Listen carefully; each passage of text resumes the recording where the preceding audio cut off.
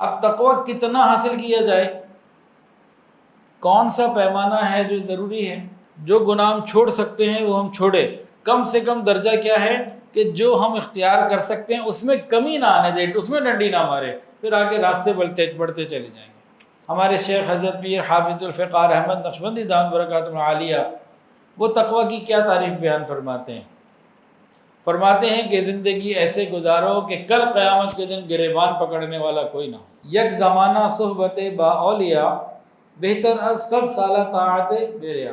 ایک لمحے کی اللہ والوں کی صحبت 100 سال کی بے ریا عبادت سے افضل۔ تو بھئی نیکوں کی بستی ہے، جہاں بھی دینی اجتماعات ہوتے ہیں، پوری دنیا میں دینی اجتماعات اہل حق کے جہاں بھی ہوتے ہیں، ایک نیکوں کی بستی سج رہی ہوتی ہے۔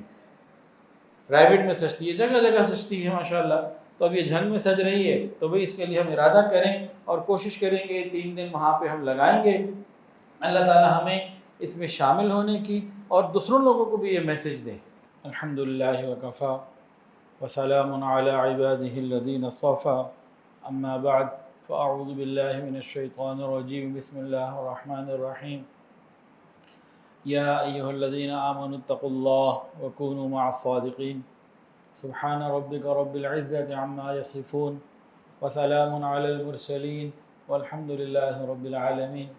اللہ رب العزت کا ارشاد ہے، یا ایہا الذین آمنوا، اے ایمان والو، اتقوا اللہ، تقوی اختیار کرو، وکونوا مع الصادقین، اور ہو جاؤ نیک لوگوں کے ساتھ، سچوں کے ساتھ ہو جاؤ۔ وکونوا مع الصادقین، اللہ تعالیٰ حکم دے رہے ہیں کہ سچوں کے ساتھ ہو جاؤ۔ اس آیت میں 2 حکم ہیں، ایک تقوی کا حکم اور دوسرا سچوں کے ساتھ جڑ جانے کا حکم۔ یہ 2 حکم ہیں۔ پہلا حکم تقوی اختیار کرو۔ اب تقوی کیا ہے یہ پتہ ہونا چاہیے۔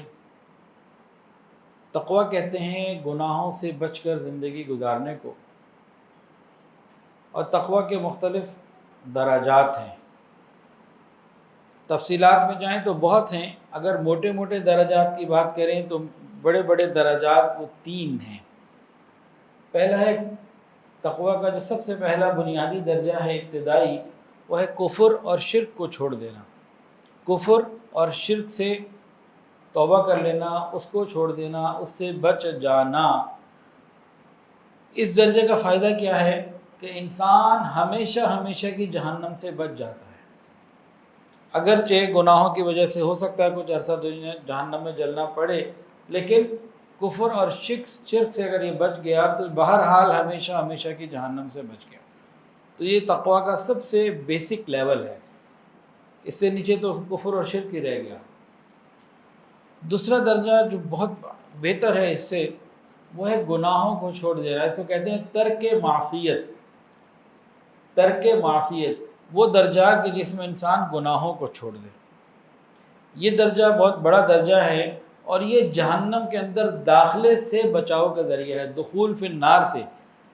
پہلے والا کیا تھا کہ ہمیشہ کی جہنم سے بچاؤ کا ذریعہ، یہ والا کیا ہے؟ گناہوں کو مکمل چھوڑ دینا۔ غلطی ہو جائے توبہ استغفار بندہ کر لیتا ہے، گناہوں کو مکمل چھوڑ دینا یہ کیا درجہ ہے؟ یہ جہنم میں داخلے سے بچاؤ کا ذریعہ، داخلہ ہی نہیں ہوگا انشاءاللہ تعالی۔ اور تیسرا درجہ جو اور اس سے اونچا درجہ ہے وہ کیا ہے کہ مشتبہات سے بچنا۔ اس کا فائدہ کیا ہوتا ہے کہ انسان جنت کے اعلیٰ سے اعلیٰ مقامات کو حاصل کرنے کا حقدار بن جاتا ہے۔ ابھی مشتبہات سے بچنا کیا ہے؟ کچھ چیزیں حرام ہیں جو واضح ہیں، کچھ حلال ہیں جو واضح ہیں، کچھ درمیان میں ہیں، انسان ان سے بھی بچے، حلال تک محدود رہے، تو کیا ہوگا؟ یہ بڑے اعلیٰ مقام تک پہنچے گا۔ تقوی کی اہمیت کتنی ہے کہ قرآن مجید میں جگہ جگہ تقوی کے بارے میں حکم آئے، تقوی اختیار کرو، تقوی اختیار کرو، تقوی اختیار کرو۔ ایک آیت میں 2 مرتبہ آیا، یا ایھا الذین آمنوا اتقوا اللہ ولتنظر نفس ما قدمت لغد واتقوا اللہ ان اللہ خبیر بما تعملون۔ ایک آیت میں 2 مرتبہ کا مطلب گویا کہ ایک سانس میں 2 مرتبہ کہا گیا۔ سمجھنے کی خاطر اتنی تاکید ہے اس کی۔ اب تقوی کتنا حاصل کیا جائے؟ کون سا پیمانہ ہے جو ضروری ہے؟ اللہ فرماتے ہیں فاتقوا اللہ مستطعتم، تم میں سے ہر ایک مرد ہو یا عورت اتنا تقوی تو ضرور اختیار کرو جتنا تم کر سکتے ہو، جتنا تم کر سکتے ہو۔ نماز ہم پڑھ سکتے ہیں تو ہم پڑھیں، جو گناہ ہم چھوڑ سکتے ہیں وہ ہم چھوڑے، کم سے کم درجہ کیا ہے کہ جو ہم اختیار کر سکتے ہیں اس میں کمی نہ آنے دے، اس میں ڈنڈی نہ مارے، پھر آگے راستے بڑھتے چلے جائیں گے۔ اب ہمارے اختیار میں ہوتا ہے گناہ چھوڑنا لیکن ہم نہیں چھوڑتے تو اس کا مطلب معاملہ خراب ہے۔ ذوالنون مصری رحمۃ اللہ علیہ سے کسی نے پوچھا حضرت تقوی کسے کہتے ہیں؟ تو ایک عجیب مثال سے بات کو سمجھایا، اللہ اکبر، بہت خوبصورت مثال۔ فرمایا کہ اگر تمہارے دل کی اس تمام تمناؤں کو، آرزوؤں کو، خواہشات کو ایک ظاہری مجسم شکل دے دی جائے اور اس کو ایک ٹرے میں رکھ کر، تشتری میں رکھ کر تمام لوگوں کے سامنے اور تمہارے قریب اور تمہارے جاننے والوں کے سامنے بھی اس کو پھیرایا جائے کہ جی یہ تمہاری خواہشات اور تمنائیں جو دل میں چھپی ہوئی تھی وہ ظاہر ہو کے سامنے آ گئی، تمہیں کسی تمنا کے اوپر شرمندگی نہ ہو۔ ذوالنون مصری رحمۃ اللہ علیہ سے پوچھا گیا تقویٰ کسے کہتے ہیں؟ تو بڑی خوبصورت مثال دی، فرمایا کہ دل کی تمناؤں کو، آرزوؤں کو تشتری میں، ٹرے میں رکھ کر سب کے سامنے پھرایا جائے اور تمہیں کسی تمنا کے اوپر شرم نہ آئے، شرمندگی نہ ہو، ندامت نہ ہو۔ اللہ اکبر کبیرہ۔ یہ انہوں نے اس کی تعریف بیان کی۔ ہمارے شیخ حضرت پیر حافظ الفقار احمد نقشبندی دامت برکاتہ العالیہ وہ تقویٰ کی کیا تعریف بیان فرماتے ہیں؟ فرماتے ہیں کہ زندگی ایسے گزارو کہ کل قیامت کے دن گریبان پکڑنے والا کوئی نہ ہو۔ زندگی ایسے گزارو کہ کل قیامت کے دن گریبان پکڑنے والا کوئی نہ ہو۔ یہ تقویٰ کی زندگی ہے۔ اب ہمیں پہچاننا ہو کہ ہمارے اندر تقویٰ ہے کہ نہیں، کئی اس کی مثالیں ہو سکتی ہیں، کئی طریقے ہو سکتے ہیں، لیکن ایک طریقہ بہت آسان ہے، ہم میں سے ہر ایک اپنے اندر چیک کر لے اس طریقے کو۔ یہ ٹیسٹ ہے، بخار چیک کرنا ہونا تو تھرما میٹر ہوتا ہے، شوگر چیک کرنی ہو تو گلوکو میٹر ہوتا ہے، بلڈ پریشر چیک کرنا ہو تو اس کے لیے الگ چیز ہوتی ہے، ہر چیز کے لیے، ہر چیز کا ایک ٹیسٹ کا ایک الگ نظام ہوتا ہے۔ ہمارے اندر تقویٰ ہے یا نہیں، اس کے بھی کئی قسم کے ٹیسٹ ہیں، لیکن ایک ٹیسٹ بڑا آسان ہے، ہم میں سے ہر شخص 1 منٹ میں اس کو لگا کے چیک کر سکتا ہے۔ وہ لگانا کیسے ہے؟ اس کے لیے کوئی اسٹیتھوسکوپ یا کسی مشین یا کسی جگہ جانے کی ضرورت نہیں، آنکھوں کو بند کریں، دل ہی دل میں ابھی پوچھیں اپنے دل سے تو چند لمحات میں دودھ کا دودھ اور پانی کا پانی ہو جائے گا۔ متقی آدمی اپنے لیے بھی وہی فیصلے کرتا ہے جو دوسروں کے لیے کرتا ہے۔ شریعت کے معاملے میں متقی آدمی جو فتوے دوسروں پر لگاتا ہے، جو احکامات دوسروں پر لگاتا ہے، جو نصیحتیں دوسروں کو کرتا ہے، خود ان پر عمل بھی کرتا ہے۔ اور جب تقویٰ نہیں ہوتا تو کیا ہوتا ہے؟ دوسروں کے لیے جو مسئلے بتائے جاتے ہیں، فتوے بتائے جاتے ہیں وہ اور ہوتے ہیں، اپنے لیے راستے، تعویلیں اور گنجائشیں نکالی جاتی ہیں۔ اپنی ذات کے لیے جو راستے، جو تعویل اور جو گنجائش ہم اپنے لیے نکالتے ہیں، دوسروں کے لیے کیوں نہیں نکالتے؟ جب دوسروں کے لیے سختی یا دوسروں کے لیے ہم ایک مزاج رکھتے ہیں تو وہ اپنے لیے کیوں نہیں رکھتے؟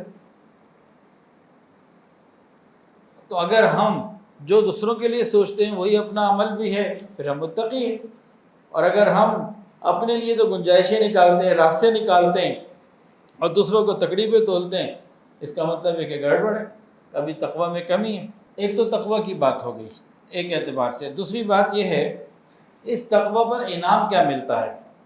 انسان کو اگر تقویٰ مل جائے تو انعام کیا ملتا ہے؟ تقویٰ کے اوپر انعام ملتا ہے علم نافع کا، جو علم مانگا گیا، اللہم انی اسألک علما نافعا، اے اللہ مجھے علم نافع عطا فرما۔ اب پھر سوال پیدا ہوتا ہے علم نافع کیا ہے؟ نفع پہنچانے والا علم یہ کیا ہے؟ نفع پہنچانے والا علم یہ ہے، حضرت مفتی محمد شفیع رحمۃ اللہ علیہ نے ایک مرتبہ طلباء سے بیٹھے ہوئے تھے، سامنے پوچھا بتاؤ علم کا مفہوم کیا ہے، علم نافع کیا ہے، علم کسے کہتے ہیں؟ کسی نے کہا جاننا، کسی نے کہا پہچاننا، مختلف جوابات دیے۔ کسی نے کہا حضرت آپ ہی بتا دیں، تو فرمایا کہ علم وہ نور ہے جس کے حاصل ہونے کے بعد عمل کیے بغیر چین نہ آئے۔ علم وہ نور ہے کہ جو معلوم ہو جانے کے بعد، حاصل ہو جانے کے بعد عمل کیے بغیر چین نہ آئے۔ تو یہ علم ملتا ہے تقوی کی بنیاد پر۔ اور اگر تقوی نہیں ہے تو پھر کون سا علم ملتا ہے؟ علم وبال، کہ علوم تو ہوتے ہیں، معلومات تو ہوتی ہے، لیکن عمل کی توفیق نہیں ہوتی۔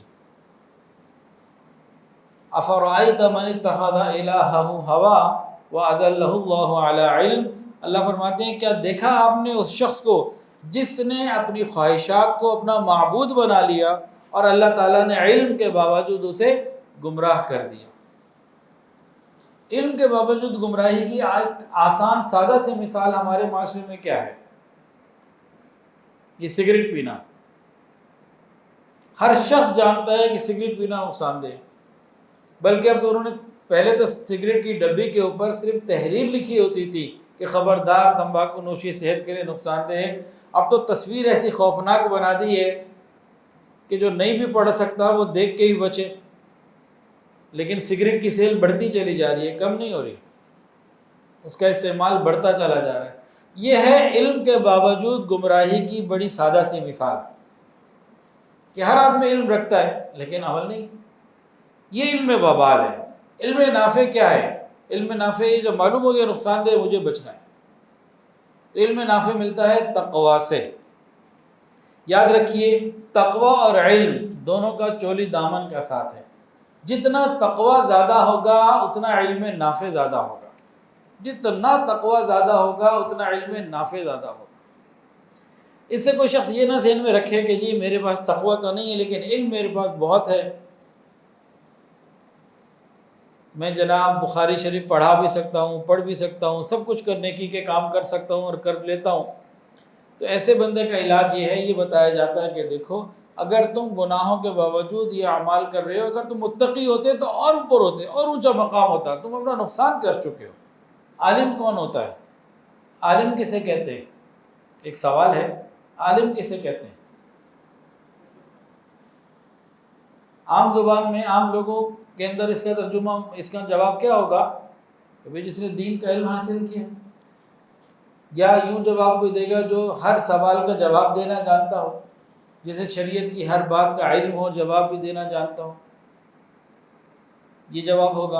امام غزالی رحمۃ اللہ علیہ فرماتے ہیں کہ عالم وہ ہوتا ہے جس بندے پر گناہوں کے نقصانات جتنے زیادہ کھل جائیں وہ اتنا بڑا عالم۔ جس بندے پر گناہوں کے نقصانات جتنے زیادہ کھل کے سامنے آ جائیں وہ اتنا بڑا عالم، وہ بچے گا اس سے۔ اور انسان جب تقوی اختیار کرتا ہے، ایک فائدہ تو یہ کہ علم نافع ملتا ہے، دوسرا فائدہ یہ ہے تقوی اختیار کر کے انسان جب علم پر عمل کرتا ہے، اللہ تعالیٰ مزید اسے ایسے علوم عطا فرماتے ہیں جو کتابوں سے نہیں ملتے۔ وہ پھر اللہ تعالیٰ دل میں الہام فرماتے ہیں، تعلق بن جاتا ہے، اس کے لیے نئے نئے راستے کھل جاتے ہیں، وہ اللہ رب العزت عطا فرماتے ہیں۔ قرآن حدیث کے اندر آتا ہے، نبی علیہ السلام نے فرمایا علمنی ربی فاحسن تعلیمی ادبنی ربی فاحسن تادیبی، میرے رب نے مجھے علم سکھایا اور بہترین علم، مجھے ادب سکھایا اور بہترین ادب۔ جب انسان تقوی اختیار کرتا ہے، اپنے علم پر عمل کرتا ہے، اللہ تعالیٰ اس کو مزید علوم عطا فرماتا ہے، اللہ تعالیٰ کے ساتھ اس کا کانٹیکٹ ایک ڈائریکٹ ہو جاتا ہے۔ اب یہاں ایک بہت کی پوائنٹ ہے، بہت سمجھنے والی بات ہے۔ ایک ہے ہمارے پاس ایمان، ایک علم اور ایک تقوی، یہ تین چیزوں کا آپس کا بڑا گہرا جوڑ ہے۔ کون سی تین چیزیں؟ ایمان، علم اور تقوی۔ ایمان کا محافظ علم ہے، ایمان کا محافظ کون ہے؟ علم، اور علم کا محافظ تقوی ہے۔ ایمان کا محافظ علم، علم کا محافظ تقوی، اور تقوی ملتا ہے اللہ والوں کی صحبت سے۔ یہ سیکوینس ایک ترتیب ہے۔ اب ایمان کا محافظ علم ہے، اس سے کیا مراد ہے؟ ایمان کا محافظ علم ہے، اس سے کیا مراد ہے؟ اگر ہمارے پاس دین کا بنیادی صحیح علم نہیں ہوگا، ہمارا ایمان خطرے میں کبھی بھی نکل سکتا ہے۔ کوئی بھی آدمی کوئی جملہ بول کے ہمیں خراب کر سکتا ہے۔ مثال کے طور پر کہیں بات چیت ہو رہی ہو اور کوئی آدمی یوں کہہ دے، نقل کفر کفر نہ باشد، سمجھانے کے لیے بتا رہا ہوں، جملہ غلط ہے لیکن سمجھانے کے لیے، کوئی آدمی اسے اچھا بھی ایسا کرو، تم 1 منٹ کے لیے فرض کر لو کہ تم مسلمان نہیں ہو، بس 1 لمحے کے لیے فرض کر لو کہ تم مسلمان نہیں ہو۔ اب بظاہر دیکھنے میں تو کوئی ایسی بات نہیں، لیکن 1 لمحے کے لیے بھی کیوں فرض کر لیں؟ تو ایمان جا سکتا ہے۔ اور اس طرح کے کئی جملے ہیں کہ جو اگر علم نہیں ہے نا، اور انٹرنیٹ کے اوپر، آج موبائل کے اوپر تو اتنا فتنہ ہے، اتنا فتنہ ہے، ایک ایک جملے کے پیچھے علم جو ہے نا ایمان نکل جاتا ہے۔ تو اگر علم نہیں ہوگا تو ایمان چلا جائے گا۔ جملے وہ بڑے خوبصورت ہوتے ہیں لیکن ایمان کے منافی ہوتے ہیں، ایمان کے بالکل خلاف ہوتے ہیں۔ تو ایمان کا محافظ علم ہے، علم اگر صحیح نہیں ہوگا تو ایمان کی حفاظت نہیں ہو سکتی۔ تو ایمان کا محافظ علم اور علم کا محافظ تقوی، اور تقوی ملتا ہے اللہ والوں کی صحبت سے۔ آپ حیران ہوں گے، عجیب ترین حقیقت ہے یہ دنیا کی۔ دنیا کے اندر جتنے باطل فرقے آئے اس امت میں یا پچھلی امتوں میں، جتنے باطل فرقے آج بھی موجود ہوں، پچھلی امتوں میں جو آئے، آج سے پہلے جو چلے گئے، اور آج بھی جو موجود ہیں باطل فرقے، ان سب کے بانی عالم تھے۔ جاہلوں کے پیچھے کون لگتا ہے؟ کوئی علمی کتابی بات کرتا ہے، علمی حساب سے نکل کے آتا ہے تو پھر لوگ پیچھے آتے ہیں نا۔ جاہل کے پیچھے کون جاتا ہے؟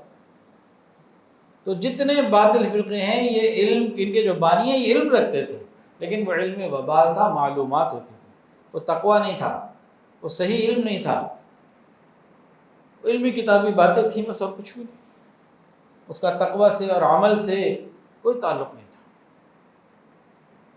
جیسے بنی اسرائیل کے علماء کے بارے میں قرآن کے اندر آتا ہے، لو کانوا یعلمون، کاش یہ علم رکھتے، علماء تھے، علماء کے بارے میں رہے، لو کانوا یعلمون، کاش یہ علم رکھتے، یعنی علم ظاہری یا علم وبال تو رکھتے ہیں، علم نافع نہیں رکھتے، تقوی والا علم نہیں رکھتے۔ تو ابھی تک ہم نے کیا پڑھا، سنا؟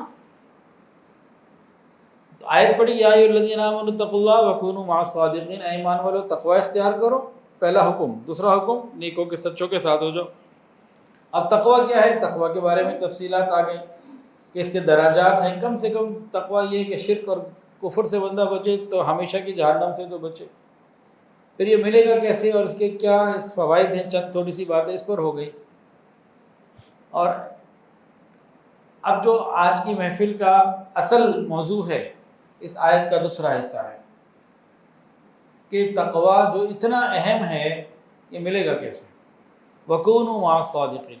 اللہ تعالیٰ جب حکم دیتے ہیں نا کسی بات کا تو اس کا راستہ بھی خود بتاتے ہیں، ایسے ہوگا، یا ایھا الذین آمنوا اتقوا اللہ، ایمان والو تقوی اختیار کرو، یا ایھا الذین آمنوا اتقوا اللہ، اے ایمان والو تقوی اختیار کرو۔ یا اللہ کیسے اختیار کرے؟ ساتھ ہی جواب آ گیا، وَكُونُوا مَعَ الصَّادِقِينَ، سچوں کے ساتھ ہو جاؤ۔ یہ کونو امر، حکم کا صیغہ ہے، اور مفسرین قرآن نے مع الصادقین سے مطلب کیا لیا ہے؟ مشائخ وقت، اولیاء اللہ، اہل اللہ، ان کی صحبت اختیار کرو۔ علامہ آلوسی رحمۃ اللہ علیہ، تفسیر روح المعانی، بہت بڑی مستند تفسیر ہے، زبردست، اس کے اندر لکھتے ہیں، خالطوہم لتکونوا مثلہم، کہ تم ان اللہ والوں کے ساتھ اتنا رہو، اتنا رہو، اتنا آنا جانا رکھو کہ ان جیسے ہو جاؤ، ان جیسے ہو جاؤ، تمہاری ہر چیز ان جیسی ہو جائے، لوگ تمہیں دیکھ کے اپنے بڑوں، تمہارے بڑوں کو پہچانیں۔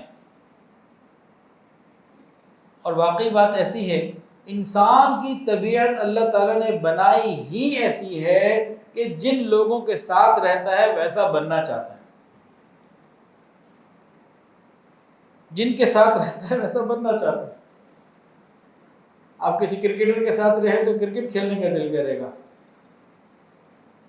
اور کسی دکاندار کے ساتھ رہیں تو دکانداری کا دل کرے گا، جس کے ساتھ رہیں گے وہ انسان کا دل ادھر لگ جاتا ہے۔ انسان کا دل بنایا اللہ نے ایسا ہے، انسان کی طبیعت ایسے بنائی ہے۔ پھر طبیعتوں کے اندر اللہ نے ایک مادہ رکھا ہے، جس کے ساتھ رہتا ہے اس کی عادات خود بخود چوری ہو جاتی ہیں، کر لیتا ہے بندہ، چوری کر لیتا ہے، پتہ نہیں چلتا۔ جس کے ساتھ رہتے رہتے آہستہ آہستہ ویسے ہو جاتے، پتہ ہی نہیں چلتا۔ پھر ہمیں دیکھنا نا کس کے ساتھ ہمیں رہنا ہے۔ پھر نبی علیہ السلام نے فرمایا المرء علی دین خلیلہ، انسان اپنے دوست کے دین پر ہوتا ہے، یعنی دوست کے طریقے پر ہوتا ہے۔ حدیث میں بھی یہ بات موجود ہے۔ فَلْيَنظُرْ أَحَدُكُمْ مَنْ يُخَالِلْ، تم میں سے ہر ایک یہ دیکھ لے کہ کس کے ساتھ وہ اٹھنا بیٹھنا، دوستی، تعلق، رابطہ رکھتا ہے۔ جیسا رابطہ یہاں ہوگا، جیسے دوست یہاں ہوں گے۔ میں نے بہت سارے جنازے پڑھے بھی ہیں اور پڑھائے بھی ہیں۔ ایک مرتبہ ملتان میں مجھے ایک جنازے میں شریک ہونے کا موقع ملا، تو ایک حافظ قرآن تھے اور سادہ سے آدمی تھے، ایک ہونا عالم ہو یا کوئی بڑے کاروباری ہوں یا کوئی سیاسی ہوں یا کوئی مشہور بات ہو، کچھ بھی نہیں۔ خیر جنازے میں جانا تھا تو میں گیا، وہاں دیکھا کثرت کے ساتھ علماء اور طلباء، اتنی کثرت کے ساتھ میں حیران ہوا۔ مجھے سمجھ میں نہیں آیا یا اللہ یہ کیا ماجرا ہوا۔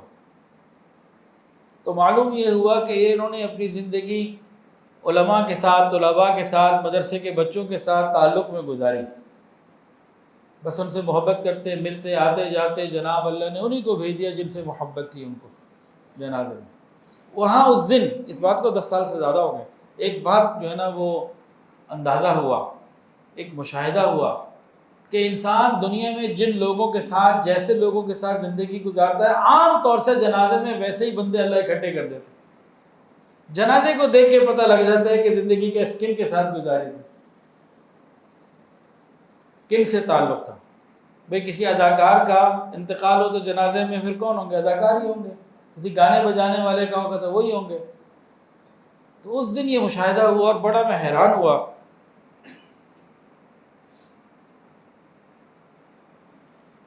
تو ہم جن کے ساتھ زندگی گزارتے ہیں پھر جنازے میں پھر وہی آتے ہیں۔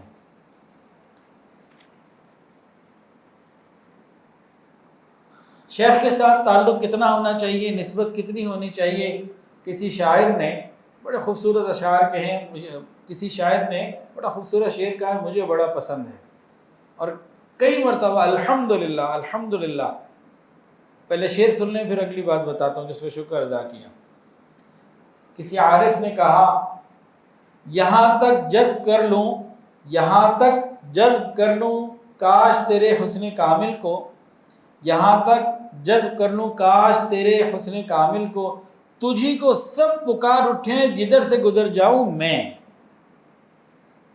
یہاں تک جذب کر لوں کاش تیرے حسن کامل کو، تجھی کو سب پکار اٹھیں جدھر سے گزر جاؤں میں۔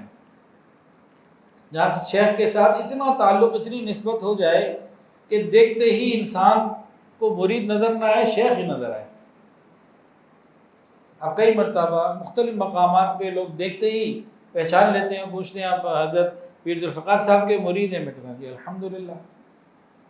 یہ تو اتنی دفعہ ہو چکا ہے کہ گنتی بھی اب مجھے یاد نہیں ہے۔ اللہ اس نسبت کو دنیا میں میرے آخری سانس تک بھی باقی رکھے اور قیامت کے دن بھی یہ نسبت عطا فرمائے۔ برے لمحے کا، آزمائش کا کوئی پتہ نہیں ہوتا، کس وقت آ جائے۔ بلعم باعور 400 سال تک عبادت کی، تباہ ہو گیا۔ 300-400 سال عبادت کرنے کے بعد بھی شیطان نے کتنی عبادت کی، تباہ ہو گیا۔ تو ڈرتے رہنا چاہیے۔ یہ فخر کی بات نہیں، شکر کے اعتبار سے بتا رہا ہوں۔ فخر آ جائے، تکبر آ جائے تو منٹ لگتا ہے، فارغ بندہ ہو جائے۔ اللہ عافیت کا معاملہ فرمائے۔ علماء نے لکھا کہ جانور کی صحبت میں بھی اثرات ہوتے ہیں۔ جانور پالنے کے ساتھ انسان کی طبیعت میں فرق آ جاتا ہے۔ جو گھوڑے پالتا ہے اس کے اندر ایک فخر آ جاتا ہے، جو اونٹ پالتا ہے اس کے اندر بخل، اس طرح سے کینہ آ جاتا ہے اونٹ پالنے والے کے اندر، اور بکریاں پالنے کے وجہ سے مسکنت آتی ہے، عاجزی آتی ہے۔ تو جانوروں کی صحبت میں بھی اثر ہے، تو انسانوں کی صحبت میں کیوں نہ ہو؟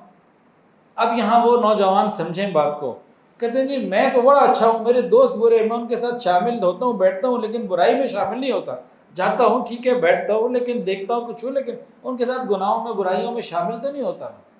اب جی کالج کا، یونیورسٹی کا، یا ویسے لڑکے لڑکیوں کا مکس گروپ جا رہا ہے اور ہر قسم کے گناہ اور خرابیاں اس کے اندر وہاں ہونی ہیں، وہ کہ جی میں جاتا تو ہوں لیکن بس میں سب سے دور رہوں گا، یہ اپنے آپ کو دھوکہ دے رہا ہے، یہ شخص اپنے آپ کو دھوکہ دے رہا ہے۔ ابھی ہم گئے ہوئے تھے گلگت چترال، نہیں گلگت، تو واپسی پہ بھی جاتے ہوئے بھی کئی ایسے گروپ نظر آتے ہیں، بڑا غم ہوتا ہے، بڑا افسوس ہوتا ہے، 25 50 ایک ایک یا دو دو بسوں کے گروپ ہوتے ہیں، اور نوجوان لڑکے لڑکیاں ہر عجیب طریقے سے وہ نظر آ رہے ہوتے ہیں کہ انسان حیران ہوتا ہے۔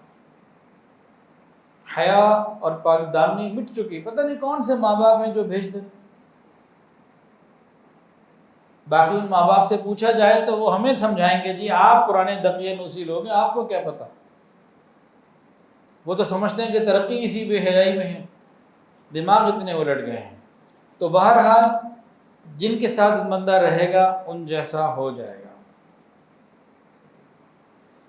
کسی نے کیا خوب کہا، مٹی بن کے کمہار دے وس پئیے تے پیالے ولڑا بھیس وٹا لئیے، مٹی بن کے کمہار دے وس پئیے تے پیالے ولڑا بھیس وٹا لئیے، قسمت نال جے پکے توڑ چڑھیے مزہ یار دے لبادہ پا لئیے۔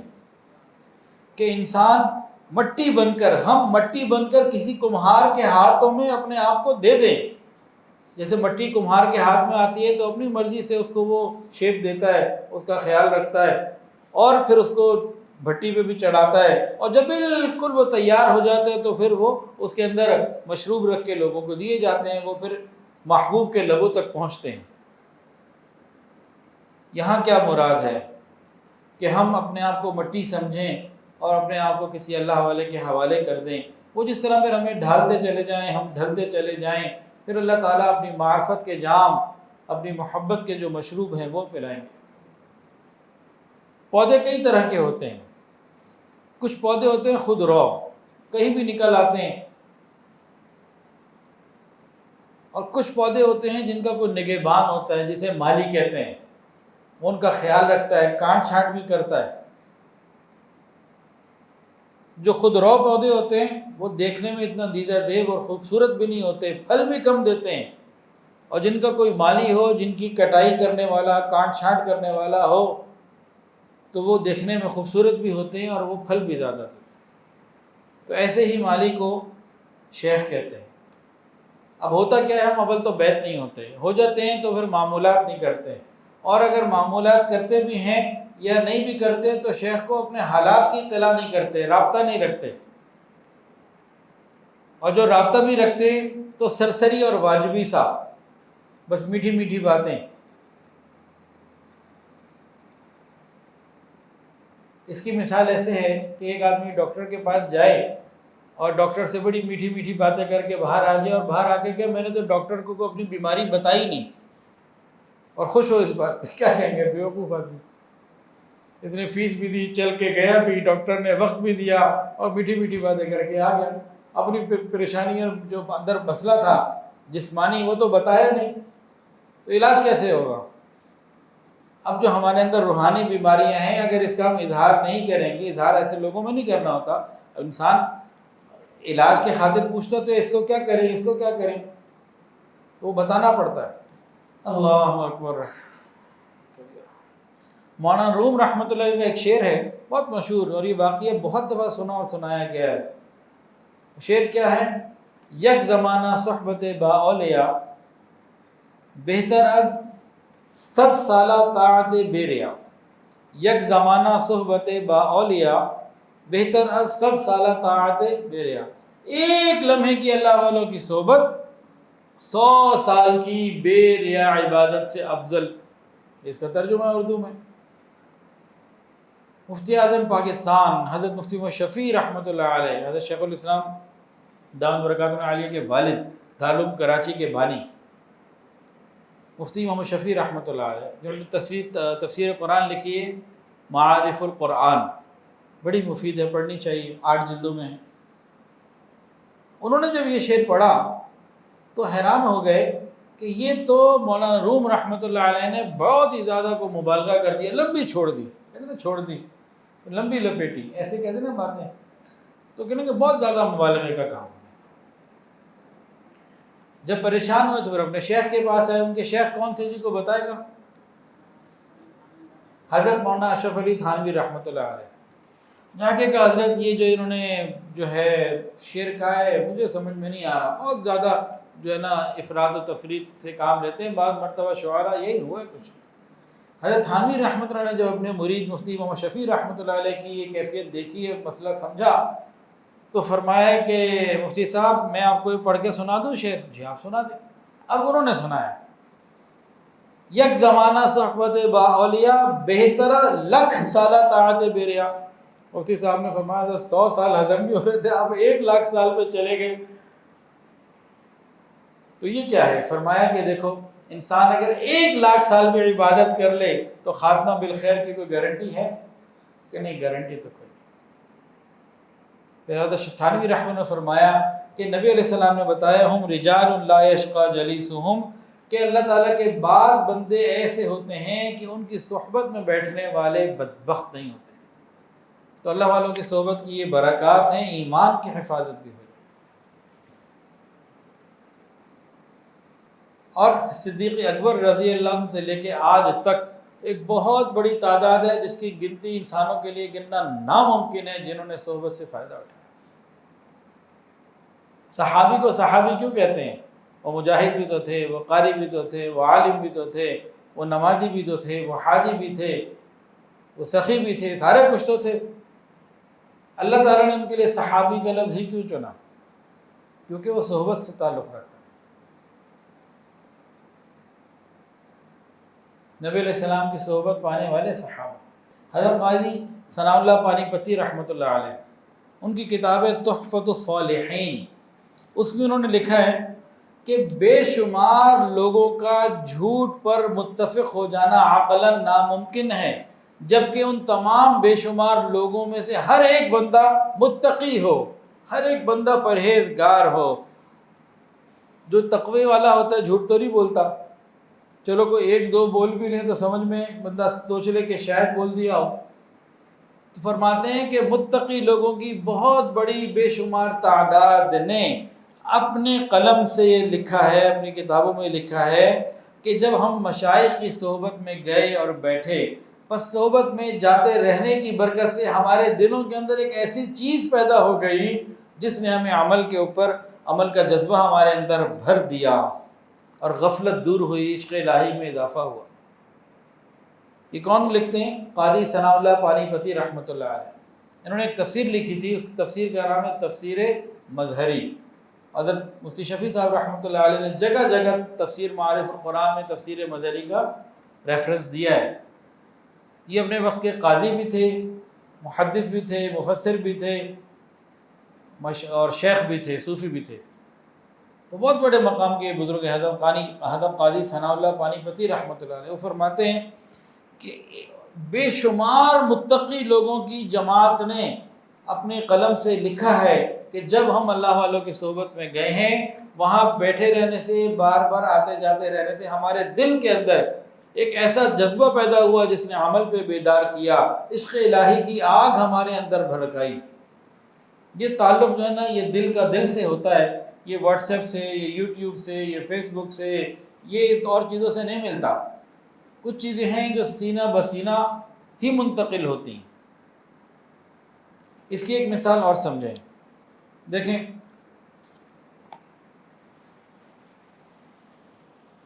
یہ جو خانقاہیں ہوتی ہیں نا، یہ روحانی بیماریوں کے لیے ہاسپٹل ہوتے ہیں، دواخانے، شفا خانے ہوتے ہیں، دواخانے نہیں شفا خانے ہوتے ہیں۔ وہ کیسے؟ الحمدللہ جتنے لوگ بھی خانقاہوں میں آتے ہیں تو ہر ایک کے دل میں کسی نہ کسی قسم کا کچھ نہ کچھ نور کم یا زیادہ ضرور ہوتا ہے، ہر ایک کے دل میں۔ اب یہاں سب لوگ بیٹھے ہوئے ہیں، ہم سب کے دلوں میں کہیں نہ کہیں نور کی کچھ نہ کچھ مقدار ضرور ہے۔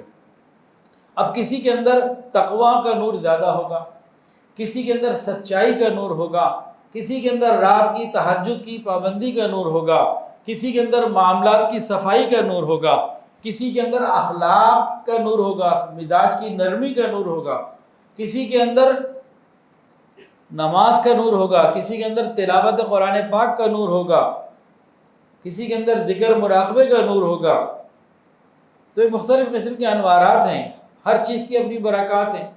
تو جب ہر آدمی اپنے اپنے نور کو لے کے ادھر آیا اور یہ سارے لوگ جمع ہو گئے، دل اکٹھے ہوئے، تو کیا ہوگا کہ یہ ایک فانوس کی کیفیت میں بن جائے گا، اور سب کی جو دل کی نورانیت ہے یہ ایک دوسرے کے اوپر اثر کرے گی اور برائیوں کو، خرابیوں کو ختم کرنے میں کردار ادا کرے گی۔ یہ ایک ماحول ہے، ایک ماحول بنتا ہے، اس سے پھر دل صاف ہوتے ہیں، وہ پتہ نہیں چلتا۔ آپ کسی بھی اللہ والے کے پاس پابندی سے آنا جانا شروع کر دیں، ناخواہ ہونے دیں، پتہ نہیں چلے گا، طبیعت میں تبدیلی آ جائے گی۔ کچھ کہنے کی بھی ضرورت نہیں ہوگی، جی میرے اندر کچھ کر دیں، بس ایک ماحول کی برکات اور اثرات ہوتے ہیں۔ تو یہ ایک مستند چیز ہے جو ہر آدمی اس کو جانتا ہے۔ کسی نے کیا خوب کہا، ان سے ملنے کی، اللہ سے ان سے ملنے کی یہی ہے اقرا، ملنے والوں سے راہ پیدا کر۔ ہم نے اگر اپنے دل کا دیا جلانا ہے نا عشق الہی اس کی آگ سے، اگر ہم نے اپنے دل کے دیے کو عشق الہی کی آگ سے جلانا ہے تو اپنے دل کو کسی جلتے ہوئے دل کے ساتھ کر دیں۔ جیسے جلتے ہوئے دیے کے ساتھ اپنا دیا کوئی کرے تو وہ جل جاتا ہے، تو اگر ہم اپنے دل کو عشق الہی کی یاد سے گرمانا چاہتے ہیں تو کسی جلتے ہوئے دل کے ساتھ اس کو جوڑ دیں۔ حضرت مولانا رشید احمد گنگوہی رحمۃ اللہ علیہ فرماتے تھے کہ اللہ والوں کی صحبت کے بغیر اخلاص کا مل جانا نہایت مشکل۔ انسان کو پتہ نہیں چلتا اور انسان سمجھ رہا ہوتا ہے کہ میں اخلاص سے کر رہا ہوں، لیکن وہاں کوئی نہ کوئی نیت کا فتور آ جاتا ہے۔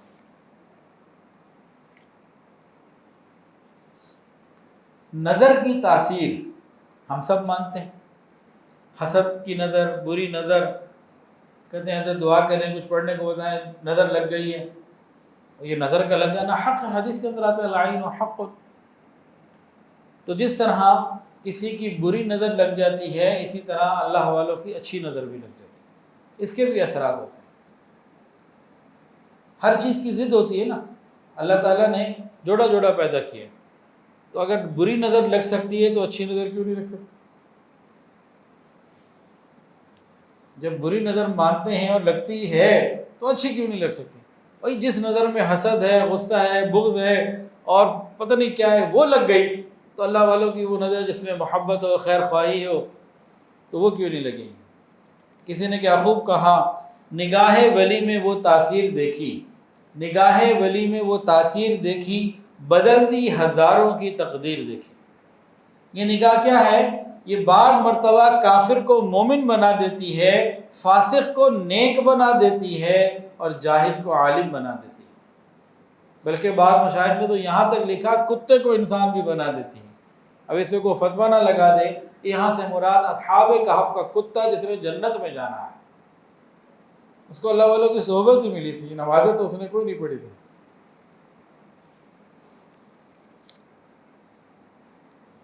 ویسے بھی ایک سادہ سی مثال ہے کہ ایک آم ہوتا ہے، لنگڑا آم اسے کہتے ہیں، ہے لنگڑا لیکن امریکہ بھی پہنچا ہوتا ہے، ماشاءاللہ کینیڈا بھی پہنچا ہوتا ہے لنگڑا لیکن ساری دنیا میں پہنچ جاتا ہے، ٹانگوں والوں سے زیادہ سفر کر لیتا ہے۔ اچھا،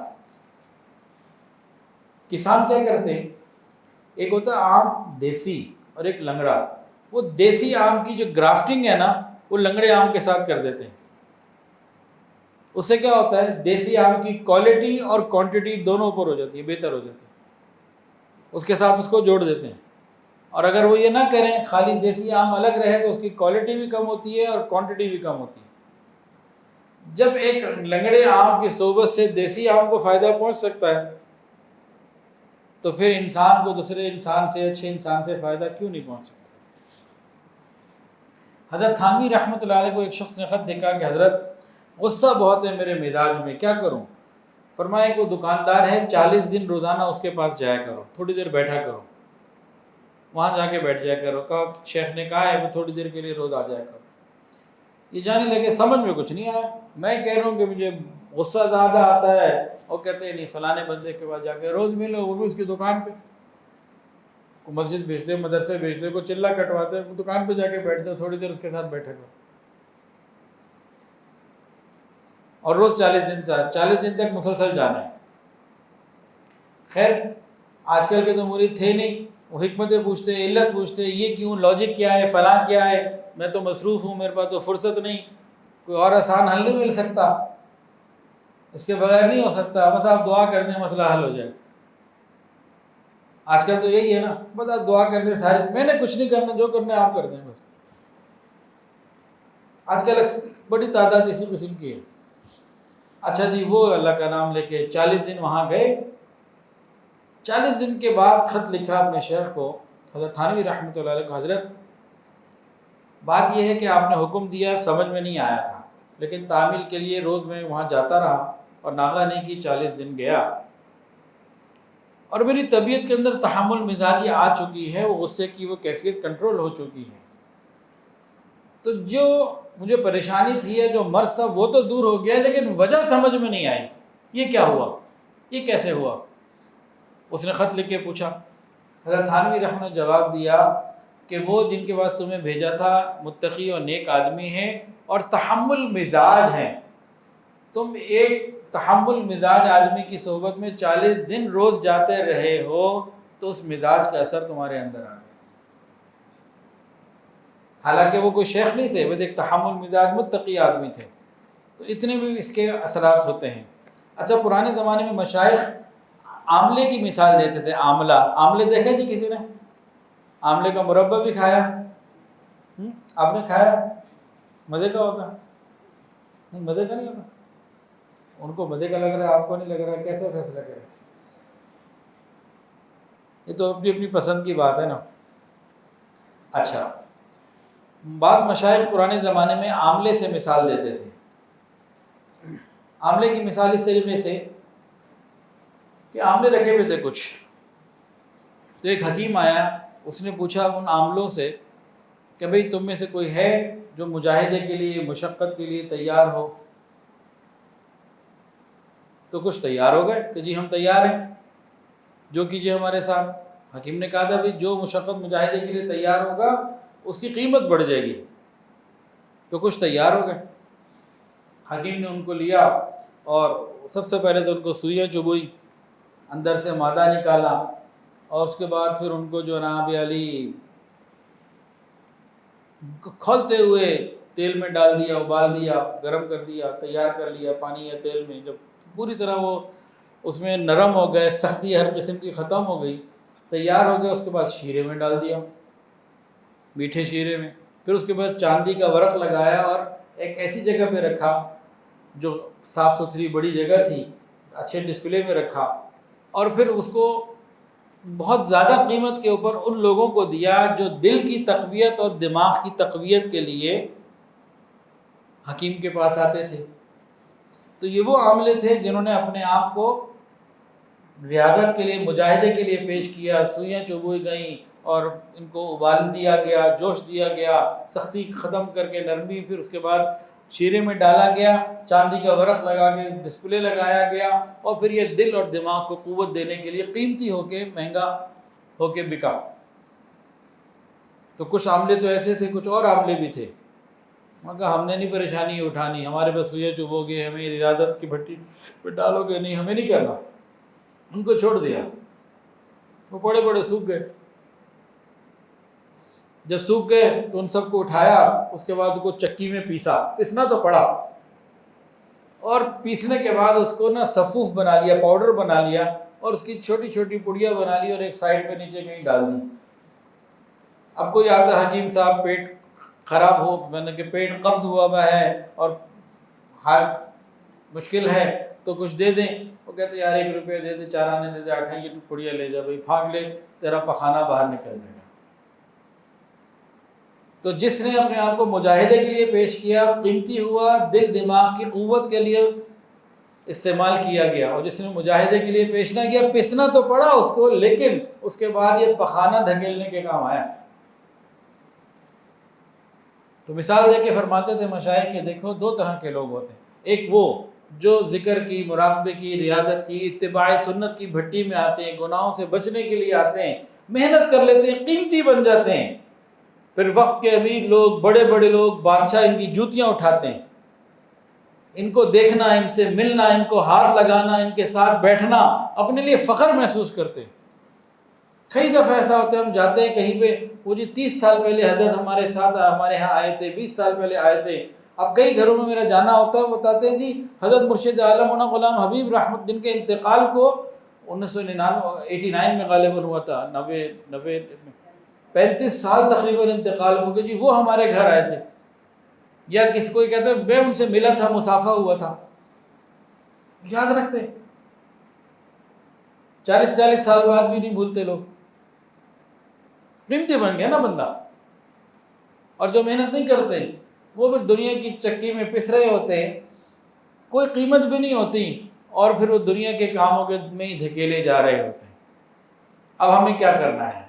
قیمتی بننا ہے تو محنت کرنی پڑے گی، اور اگر ایسے ہی وقت گزارنا ہے تو پھر جس طرح معاملے پڑے پڑے سوکھ گئے تھے، ہم نے بھی سوکھ ہی جانا ہے، چھوارا بن جانا ہے، کوئی قیمت نہیں ہونی۔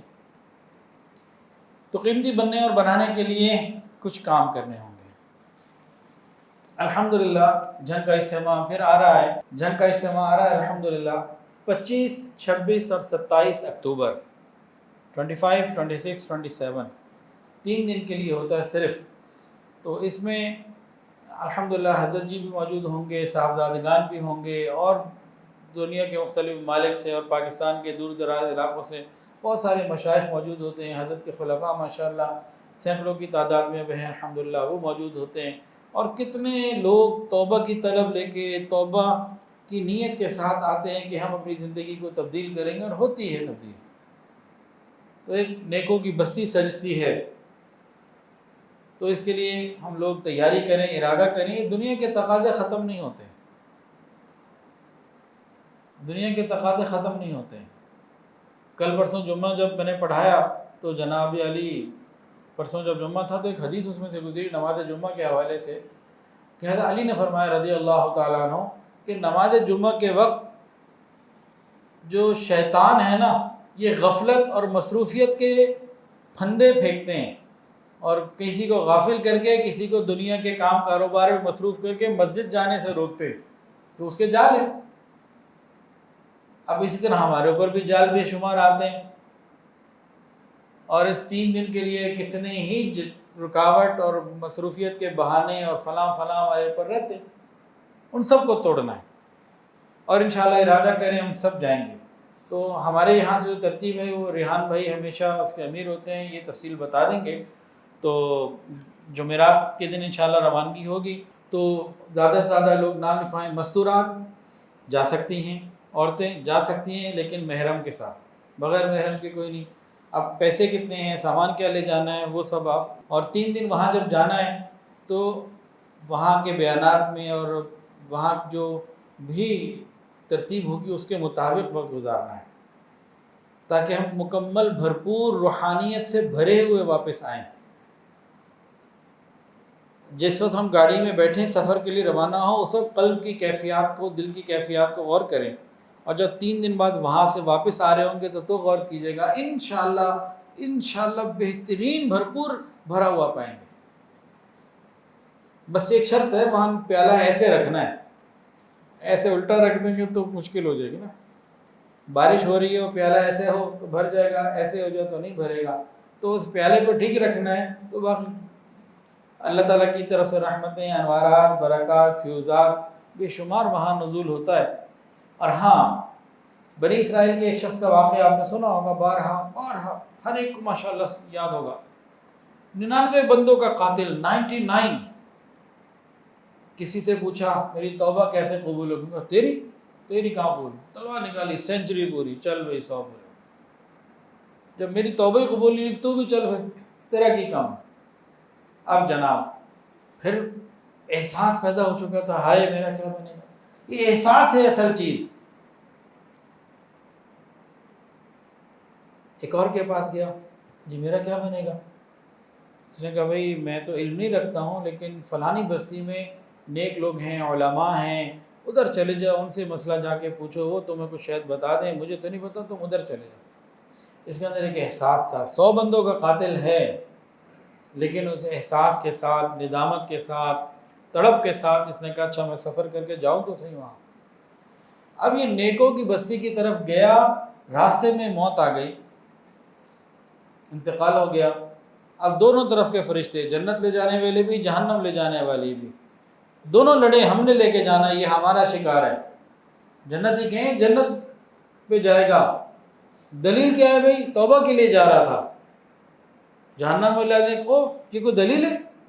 100 بندوں کا تو قاتل ہے، منہ سے مانا ہے، سارے ثبوت ہمارے پاس موجود ہیں، ابھی توبہ کا تو خالی ارادہ کیا تھا، کی تو کوئی نہیں تھی، تو ابھی تو صرف ارادے پہ تھا یہ، چلو کی ہوتی تو ہم سوچتے، تو کچھ بھی نہیں اس نے کیا۔ اس نے کہا نہیں، چل پڑا تھا توبے کے راستے سے، یہ نیکی کے راستے میں تو ہم لے کے جائیں گے۔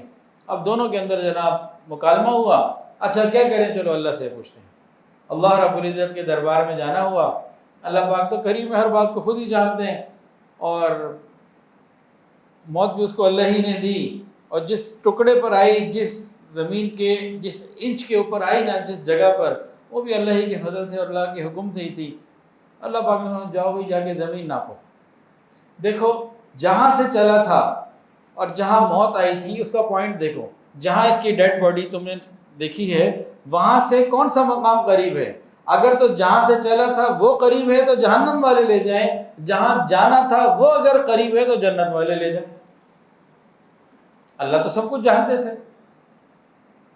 اور فرشتے آئے، پیمائش کی گئی، تو ایک بالج آگے کی طرف زیادہ تھا،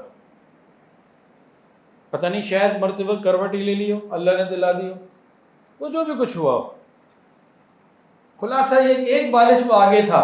اللہ رب العزت کی رحمت کیسی اس کے اوپر برسی، 100 بندوں کا قاتل نیکوں کی بستی کی طرف جاتے ہوئے موت آئی، احساس ندامت کے ساتھ جا رہا تھا، اللہ نے سارے گناہ معاف کر، جنت عطا فرما دی۔ یہ حدیث مستند ہے۔ تو بھئی یہ نیکوں کی بستی ہے، جہاں بھی دینی اجتماعات ہوتے ہیں پوری دنیا میں، دینی اجتماعات اہل حق کے جہاں بھی ہوتے ہیں، ایک نیکوں کی بستی سج رہی ہوتی ہے، رائے گڑھ میں سجتی ہے، جگہ جگہ سجتی ہے ماشاءاللہ۔ تو اب یہ جھنگ میں سج رہی ہے، تو بھئی اس کے لیے ہم ارادہ کریں اور کوشش کریں گے 3 دن وہاں پہ ہم لگائیں گے۔ اللہ تعالی ہمیں اس میں شامل ہونے کی اور دوسروں لوگوں کو بھی یہ میسج دیں۔ علم کا لطف ہے، علم کا لطف کا مزہ، علم کا لطف ہے عمل کی برکت سے، علم کا لطف ہے عمل کی برکت سے، اور عمل کا لطف اور مزہ ہے عشق الہی کی برکت سے، اور عشق الہی ملتا ہے اہل اللہ کی صحبت سے۔ تو علم کا لطف اور مزہ ہے عمل کی برکت سے، اور عمل کا لطف اور مزہ ہے عشق الہی کی نماز، عشق الہی کی برکت سے، اور عشق الہی ملتا ہے اللہ والوں کی صحبت سے۔ اللہ تعالی ہم سب کو عشق الہی بھی عطا فرمائے، تقوی بھی عطا فرمائے، وآخر دعوانا ان الحمدللہ۔ ویڈیو کے نیچے سبسکرائب کے بٹن پہ کلک کریں، بیل کے آئیکن پہ کلک کیجئے تاکہ ہر نئی ویڈیو کی نوٹیفیکیشن آپ کو مل جائے۔